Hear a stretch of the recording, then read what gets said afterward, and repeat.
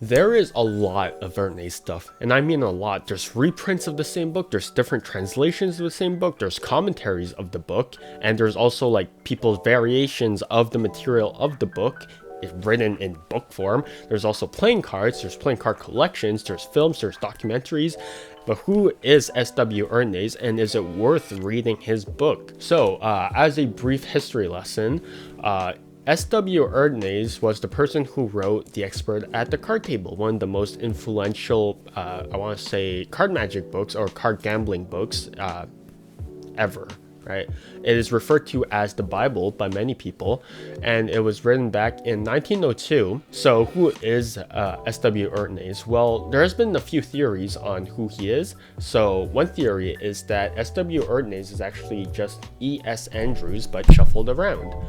But there has also been another theory that the book is actually made by two different people. One person focused on the more gambling side of things, and the other person focused more on the card magic side of things, and they made a book together. Truthfully, I don't really know, but there has been documentaries like Looking for Erdnase, which is available for rent at Vanishing Ink, not sponsored. But that's not the main point of this video. The main point is whether or not it is worth reading what many people consider to be the Bible. Yes and no.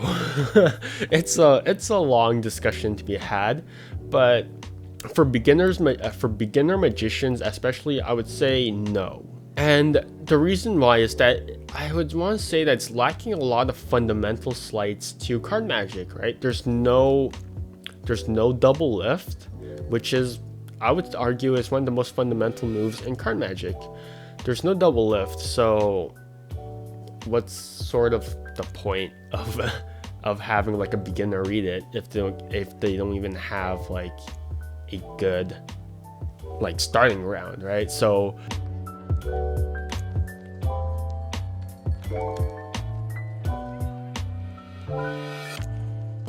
there's kind of no fundamental moves that's catered towards beginners. So for beginners, I would argue that even though it's called the Bible, you shouldn't really start reading off of Expert at the Card Table. It's called Expert at the Card Table for a reason. So if you're a beginner, you're looking for something to read, I would argue that you would have a lot better luck looking at something like Encyclopedia of Card Tricks, Expert Card Technique, Card College, or The Royal Road to Card Magic, and all those, and all those are much better alternatives, I would argue, to Expert at the Card Table for beginners. Now, if you're an intermediate magician, that becomes sort of a different discussion.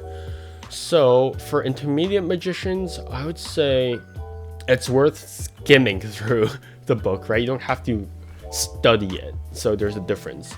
So I would say that's worth skimming through because you can find what you like, and you could sort of reference it and find other things that were based off of that work.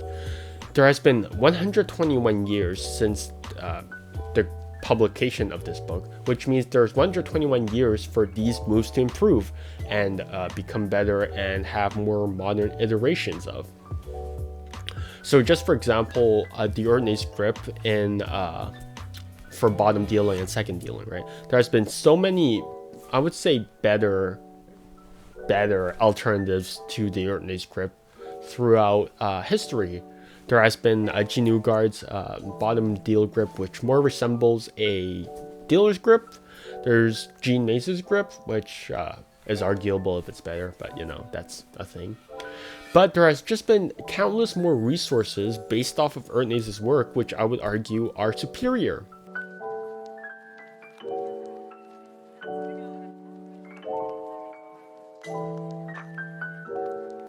So why would you read the earlier iterations of those works when you can read a more modern iteration that is arguably superior?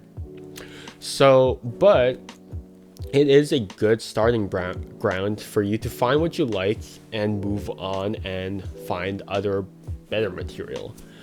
Or you can look through it, find what you like, read the description, and start to develop your own things based around it.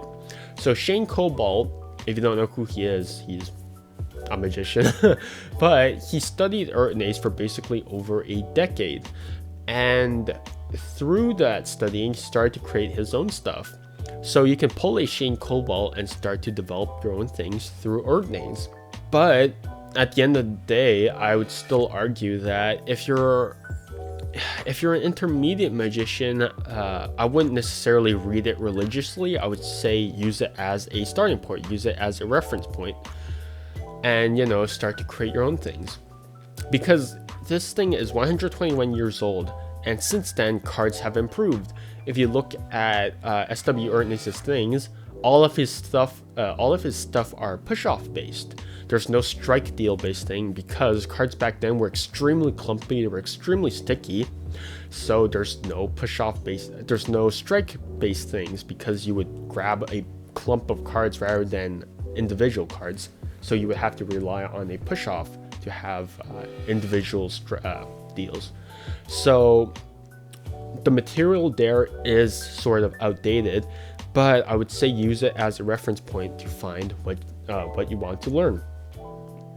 So that's the short answer, is that you should technically read it as a intermediate magician, just to find what you like. But as a beginner, I think you should basically avoid it because it's sort of not worth it. But if you really do want to read Erdnase, then I would say, just buy Darwin Ortiz's The Annotated Erdnase, which is just basically Erdnase Expert at the Card Table, but with Darwin Ortiz's commentary, which I would argue is extremely important because Darwin Ortiz is a beast, and if you don't know who he is, then you should research some of his work. But that's about it. So in conclusion, yes, skim through his work, and if you find if you find something that you like, then research it and then develop it. But if you're a beginner, avoid it. And yeah, that's about it. I don't want anyone to think that I'm an Erdnase hater. I mean, I read Erdnase. There's so many versions of it, but most of the content is the same. But I think it is an important book, but I think it should have become less important throughout the years, especially because there has been important books like Steve Forte's Gambling Sleight of Hand, which is an entire archive based on gambling sleight of hand card magic. And so, yeah, I think that it is important, but gradually it has lost its importance a bit because of developments, because of advancements. And so, yeah, that's about it. See you guys next time.